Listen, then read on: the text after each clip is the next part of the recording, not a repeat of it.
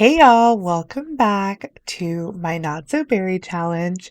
This is not a normal episode. This is a little different than what we're used to. If you have seen some of my Not So Berry Challenge, you'll know that I'm working in a tiny home and she's got her bed pushed up against a wall. It's pretty small. It's been great, but she just got married last episode. So if you haven't caught that, I will link the playlist so you can get an idea of what's going on. We're still super early, so definitely feel free to jump in wherever you are. She is mint generation one, living her best life. She got married last episode in a what I'd like to call whirlwind relationship. We pretty much met, became boyfriend, girlfriend, got engaged, got married, all within a 10-minute span.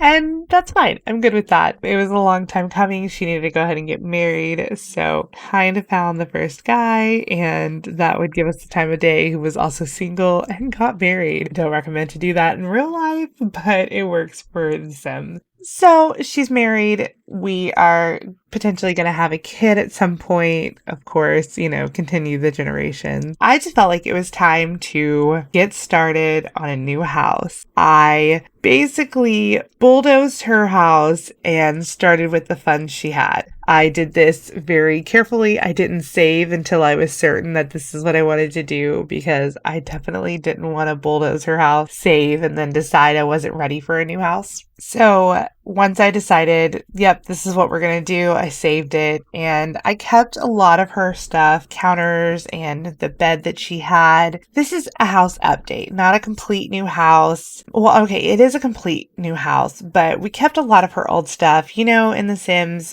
once you go into live mode, all your stuff diminishes in value, minus the build stuff, but the stuff you play with, it goes down in value, and I'm not about to lose even just a little bit of money.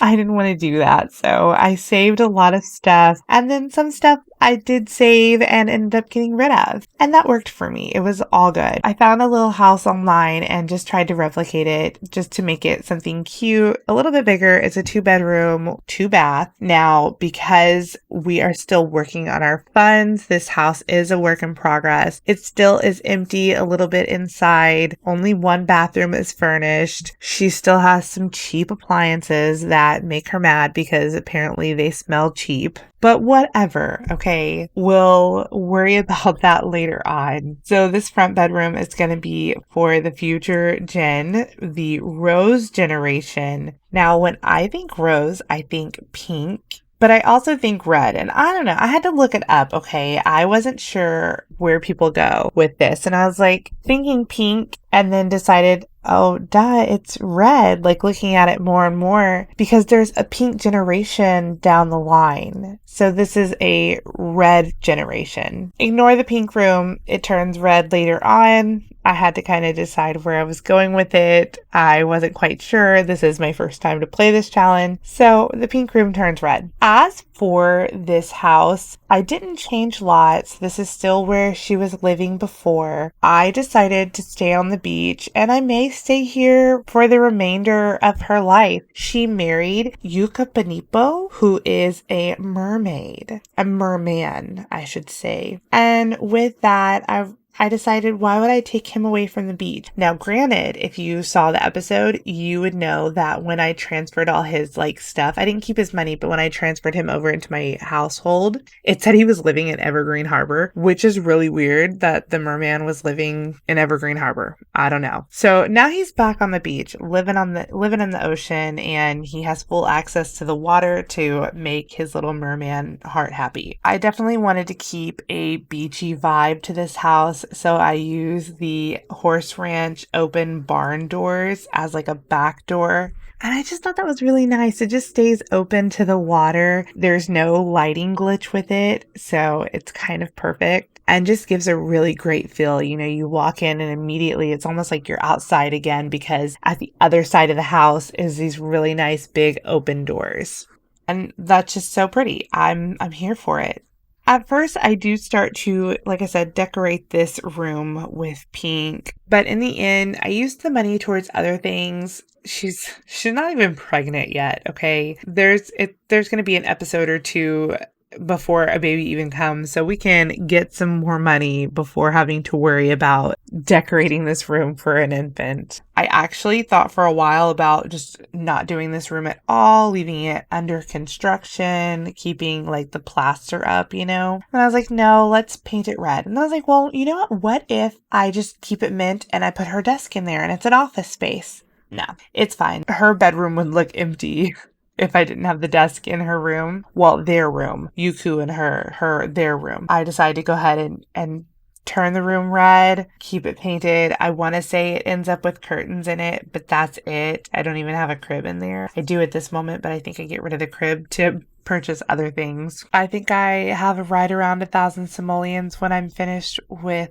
this little rebuild, renovation, whatever you'd like to call it, just so she has money. Bills are going to be due soon, and I don't know what they're going to look like on this house, so we're going to just have to wait and see on that part. That pink chair that you saw, I bought it at the flea market, and I ended up just selling it back. It was fun to go and buy it, and I got a little check mark event thing, but it didn't fit the theme. It had a little mint on it, but it's too pink for me, and it was gonna go in the kids' room, but pink, not red. So I just sold it and got a little money for it, which is perfect for me. So as you kind of see, there's only one bath that's fully decorated right now. The other one has a door, but there's nothing inside of it. It's getting outside and doing a little bit of landscaping. I kept the landscaping I had because even the flowers lose a little bit of value. So I wanted to try and just play around with the flowers that I already had, and then I bought some extras and I just wasn't feeling it. So I sold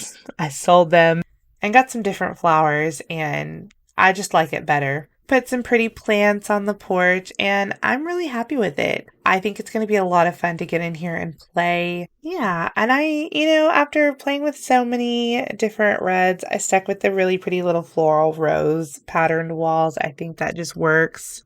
All right, so this house is pretty much done. Let's get in, take a look, and see what this house looks like on the inside. I definitely think it's real pretty. I'm stuck with that beach vibe. I did go for a darker roof, but I'm fine with that. It didn't look good with the green roof, and I wanted a thatched roof. Here's the back. I gated it in and put her chess table out there and just kept it real simple with those nice big open doors. And I just think it's super cute. So you walk in and she's got her elements right there. We're working on that collection real hard, and it's just a straight shot outside. I just think it's so pretty. I love the beach. I would live here, and it's better than that tiny home she was living in, which was super small. I gave her the horse ranch counters and cabinets because they have a nice minty color to them. And of course, my favorite jungle adventure wallpapers. They're just so pretty. I hope you like this build. This is for my Not So Berry challenge. It is on the gallery, so feel free to snatch it up for yourself. However, this is what we are going to be playing in with my Not So Berry. I hope you like this video. If you do, like, subscribe, comment. I'm going to link the playlist for my Not So Berry so you can catch on and enjoy it, because I know I am. All right, y'all, have a great night wherever you are. Bye, y'all.